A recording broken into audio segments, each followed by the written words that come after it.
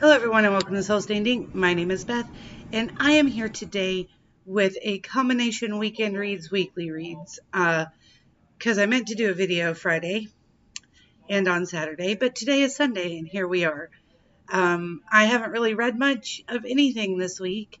It was the last week of school, including the final work day to get your classrooms ready for summer. Plus, as soon as I got done with that, picked up the girls, came home. I'm working on redoing the playroom, so I was ripping out carpet and we were painting, and then the little one got sick and blah blah blah.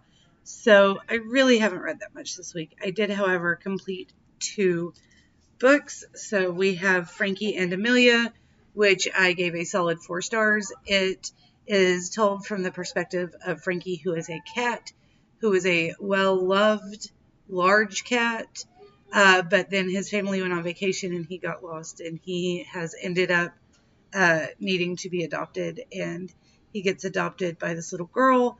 Um, but originally he is taken in by a family who has a uh, helper dog named Chester.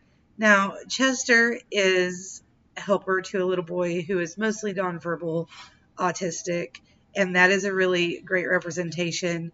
And it's told from the perspective of the animals. And one of my favorite things is that um, Frankie, his little girl Amelia, who ends up adopting him, she is getting tested at one point, and they're like, they do all these tests, and they're talking about things she does that are, you know, I've lost all of my words. They're not triggers. They show she might have autism, right? They're signs. And Frankie's like, do people not do that? Like, cats do that all the time. What the crap? It was great. And also that representation is amazing as well. Talking about Amelia being a girl, and girls don't get diagnosed as much, and she might have Asperger's, and it shows a lot of similarities between her and her dad. So there's a couple of moments in there where you're like, he might be undiagnosed. He might be one of those undiagnosed adults. I was one of them. So maybe I'm just seeing things in there. But, it was really well done. I highly suggest this. So Frankie is a sassy Maine Coon, and his best friend is I think he's a golden retriever, Chester.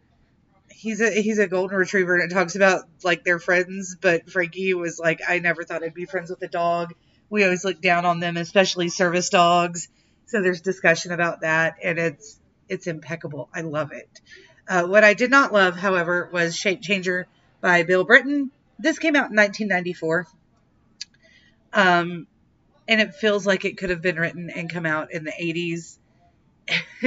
it's a it's a middle grade book about an alien who crash landed and shapeshifts, and there's this the alien that they find originally is like a policeman alien, and he was transporting a dangerous villain alien, and they can shapeshift into anything. And so like I pretty much from the get-go, as soon as we met the alien and he was like, oh yeah, I can take any form and I can brain probe and find stuff out from you and whatever, I went, oh, okay, I know where this is going. And I did indeed know where it was going. I gave this a 2. It's like a 2.5, 2.75. The writing was good, decent. I mean, it's a middle grade alien book from the 90s. Um, it wasn't terrible. I just was not vibing with it, and I knew immediately what was going on. And when that happens in middle grade books, a lot of the time I'll stop and be like, when I was a 6th grader, a 7th grader, would I have known what was happening? And in this case, I was like, yes, 100%. I would have put this book down and been like, nah, I'm not going to deal with that one. um, so yeah, there is that. I am on chapter 15 of New From Here by Kelly Yang, about that far in. Like I said, I've been redoing the playroom, so I haven't actually been reading a whole lot. I was listening to the audiobook while I was painting, but I've got the girls. Well, today I've only got Melody. She is sick, so Elena went to church with my parents, and Ray and I have been just me and her for since yesterday afternoon. she's got that weird ear infection, viral throat infection thing. Again, we're not happy. Anyway, so far I am enjoying this. There's a lot of discussion about the pandemic. I'm not big on contemporaries, and I've got 2 in this stack, which is probably what's taking me so long. The other one is These Unlucky Stars by Gillian McDunn. I read the first chapter, I think. Yeah, the first chapter. It was all of like 2 pages long. I've read that. It looks like it's going to be interesting and fun, but again, it's a contemporary, and those are kind of out of my wheelhouse. So it takes me a little longer to get into them. The final one is Forever Neverland by Susan Adrian. She mixes contemporary fiction with things like the Nutcracker thing. So it's kind of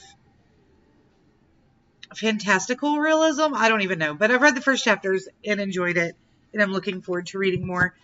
These are the same books that I talked about last week, but I have started them and am intending to proceed and continue with them. I am going to go ahead and pick 2 more from my middle grade shelf back there.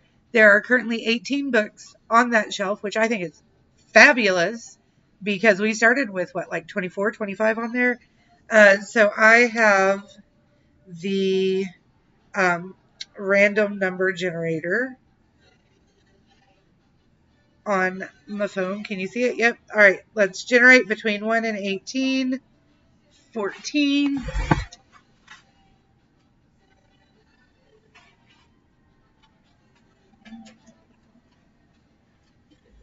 Let me recount.